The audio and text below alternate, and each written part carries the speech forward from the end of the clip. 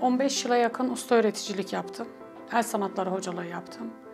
Ondan sonra karar verdik öğrencilerimiz ile hocam siz muhtar olmalısınız. Zaten bizimle ilgileniyorsunuz, kız çocuklarıyla ilgileniyorsunuz. Öyle karar verdik. Kadınlarla ilgileniyorduk. Alan taramalarına çıkıyorduk. Sahayı iyi biliyorduk. Dezavantajlı kişileri biliyorduk. Zaten bu işi biz yapıyorduk. Sadece ismi muhtar değildi. Şimdilik ünvan değişti, muhtar oldum. Muhtar olmak fikri mahalledeki kadınların teşvikiyle oldu aslında. Muhtar olmadan önce de mahalledeki sorunlarla birebir kendime görev edinip ilgilendiğim olurdu. İstediler, yani muhtar olarak görmek istiyorlardı. Ben de aday oldum, kazandım. Öyle evde çok oturup da böyle ev hanımlığı modum yok zaten. Sürekli aktif olduğum için eşim desteğiyle, arkadaşlarımın önerisiyle muhtarlığa kalktık, adaylığımızı bıraktık.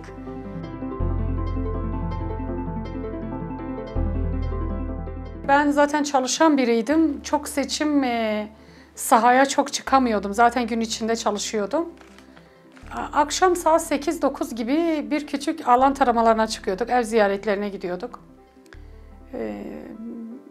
Birkaç defa bir büyük toplantı yaptım. Fikir alışverişi yaptık. Buradaki kanaat önderleriyle de görüştük. Tepkiler çok olumluydu. Bazıları istemiyordu. Hatta bazıları diyordu sen kadınsın git otur evinde. Otur yani bir taziye olursa sen nasıl gideceksin? Sen bir kadınsın. Çünkü bu bölgeyle alakalı olan bir sorun. Ben hayır dedim. Yani çünkü bu bölgelerin bizlere ihtiyacı var. Biz gibi kadınlara ihtiyacı var. Çünkü onlarca kadın bizi bekliyor. 30 küsürlük bir muhtarlık, aynı kişinin devam ettiği bir muhtarlık vardı. Şansın olmaz dediler. Abartılı bir seçim çalışmam olmadı aslında. Şöyle olmadı. Ben ve kızım el broşürleri düzenledim. Onları kendimi tanıtıp onları dağıttım. Başka bir seçim çalışması yapmadım. Birebir insanların kapısını çalıp kendimi tanıttım, aday olduğumu söyledim. 11 tane rakip vardı karşımda. 11 aday vardı. Zorlu bir süreçten geçtik evet. 11 rakibimizde hepsi de sağlam adaylardı, kuvvetli rakiplerdi. Evet tartışma olmadı, kırgınlıklar olmadı. Bir şekilde kıyasıya bir yarış halindeydik ama başarıyla aldık mazbatamızı.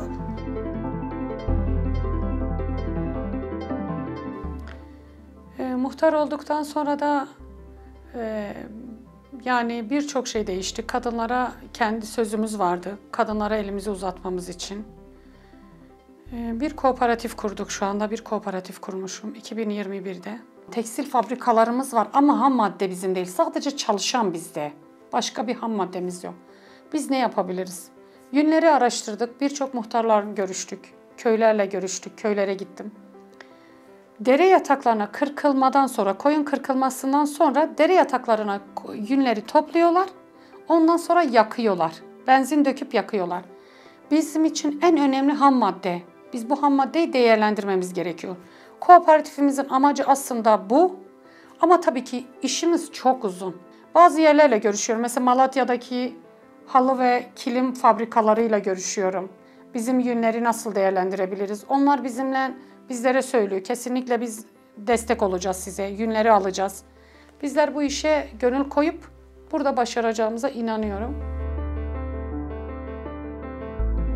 Hafta sonları mahalleye sahaya çıkabiliyorum, birebir görüşebiliyorum. Seçmenimin dışında esnaf sorunumuz var. Şöyle bir sorunumuz var. Çünkü iş yerlerinin %90'ı otellerdir, iş yerleridir, AVM'ler benim mahallemde olduğu için seçmenimin dışında bir de esnaflarla ilgilenmek zorundayım. Onların sıkıntıları oluyor. Birebir ilgilenmek zorundayım. Biraz iş yüküm o yüzden öteki mahallelere göre daha fazla. Mahallemiz biliyorsunuz merkez mahallesi. Van'ın ilçeleri, köyleri dahil herkes sabah kalkıyor. Çarşı merkezi olduğu için benim mahalleme geliyor. Benim mahallemde yapılan bir sokağın asfaltı öteki mahallelerde 5-6 yıl en kötü asfalt bile götürürse bizde daha farklı sirkülasyonun fazla olduğu bir mahalle olduğu için, araç trafiğinin fazla olduğu, iş yerlerinin fazla olduğu bir mahalle olduğu için çok çabuk deforme olabiliyor. Sürekli inşaatlar, yeni binalar yapılıyor, kazılar yapılıyor. Altyapı problemi vardır, kaldırım problemimiz vardır. Esnafların kaldırım işgalleri var, onları bir türlü çözemedik. Otopark sorunumuz var. Eksiklikler bitmeyecek ama biz bunları en aza indirmek için elimden geleni yapacağım. En azından onu yapmaya çabalıyorum. Parkımız yok, yeşil alan eksikliğimiz var. Taziye evi eksikliğimiz var, toplanma alanımız yok kısacası. Hani kadınlarla alakalı bir proje yapayım dersem de yer bulmayayım, sıkıntı. Çok mülteci var benim mahallemde. 485 hane geçen yıl vardı. Bunların Afganlı, İranlı ve Suriyeli mülteciler oluşturuyor. Yani mülteciler genelde erzak yardımı istiyorlar. Adli konularda belgeler imzalıyorum. O şekil geliyorlar. Göç idaresiyle diyalog halindeyiz. Maddi olarak destek en fazla isteniliyor. Birebir hepsiyle görüşüyorum.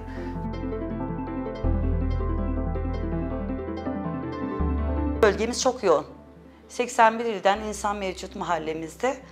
Destekleyenlerimiz çok fazla var. Bir o kadar tepki gösteren de oluyor. Kimseyi mağdur etmiyoruz.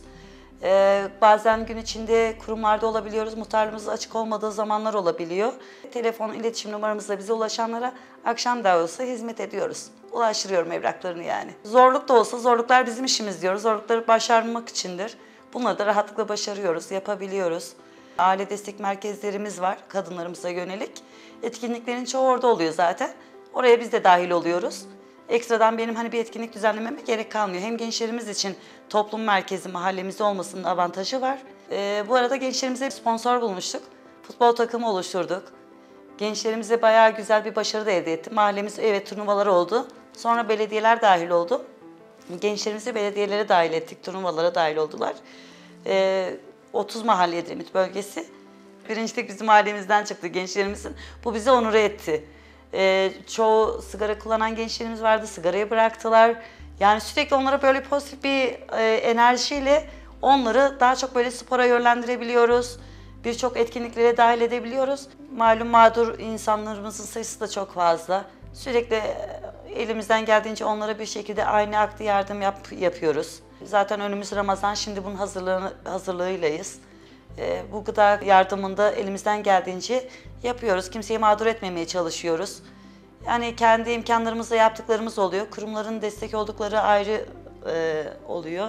El birliğiyle elimizi taşın altına koyarak bir şekilde birilerini kalkındırmaya çalışıyoruz.